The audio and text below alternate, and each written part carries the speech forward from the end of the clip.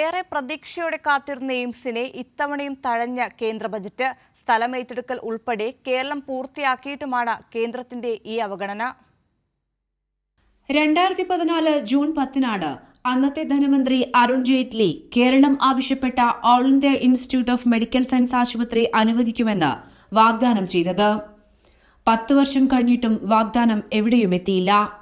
പിന്നീട് നടന്ന ഓരോ ബജറ്റിലും കേരളം പ്രതീക്ഷിച്ചെങ്കിലും ഇത്തവണയും പൂർണ്ണമായും തഴഞ്ഞു.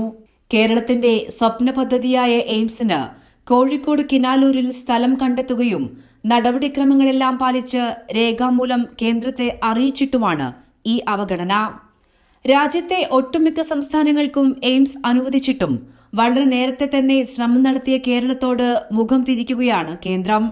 എയിംസ് ഉണ്ടാകുമെന്ന സുരേഷ് ഗോപിയുടെ വാഗ്ദാനം പാഴാക്കായി എന്നും കേരളം ഒറ്റക്കെട്ടായി പ്രതിഷേധിക്കണമെന്നും CPIM സംസ്ഥാന സെക്രട്ടറി MV ഗോവിന്ദൻ മാസ്റ്റർ പറഞ്ഞു. നമുക്ക് എത്രയോ കൊല്ലം മുമ്പ് എയിംസ് പ്രഖ്യാപിക്കും എന്ന് കേന്ദ്ര ഗവൺമെൻറ്റിൻ്റെ വക്താക്കൾ, പ്രത്യേകിച്ച് കേന്ദ്ര BJP നേതാക്കന്മാർ സുരേഷ് ഗോപി ഉൾപ്പെടെ എത്രയോ കാലമായിട്ട് പറഞ്ഞുകൊണ്ടിരിക്കുകയാണ് എയിംസ് പ്രഖ്യാപിക്കുമെന്ന്. പക്ഷേ ഇപ്പോൾ ഒരു എയിംസും കേരളത്തിന് വേണ്ടി പ്രഖ്യാപിക്കാനോ നിലപാട് സ്വീകരിക്കാനോ കേന്ദ്ര ഗവൺമെൻറ് ഈ ബഡ്ജറ്റിൻ്റെ ഭാഗമായിട്ട് തയ്യാറായിട്ടില്ല. അപ്പോൾ കേന്ദ്ര മന്ത്രി തന്നെ പറഞ്ഞിട്ടും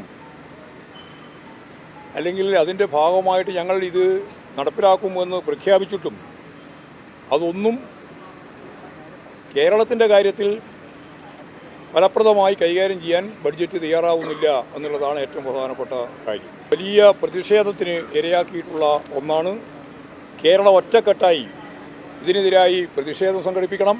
കിനാലൂരിൽ KSIDCയുടെ പക്കലുള്ള 150 ഏക്കർ ഭൂമി ആരോഗ്യവകുപ്പിന് കൈമാറിയും സ്വകാര്യ വ്യക്തികളിൽ നിന്ന് 100 ഏക്കർ ഭൂമി ഏറ്റെടുത്തുമാണ് 250 ഏക്കർ എയിംസിനായി മാറ്റിവെച്ചിരിക്കുന്നത്. സംസ്ഥാന സർക്കാർ തന്നെ ആവശ്യമായ സ്ഥലം ഏറ്റെടുത്തു നൽകിയിട്ടും കേന്ദ്രം കാണിക്കുന്ന സമീപനത്തോട് വലിയ പ്രതിഷേധമാണ് ഉയരുന്നത്. കൈരളി ന്യൂസ്, കോഴിക്കോട്.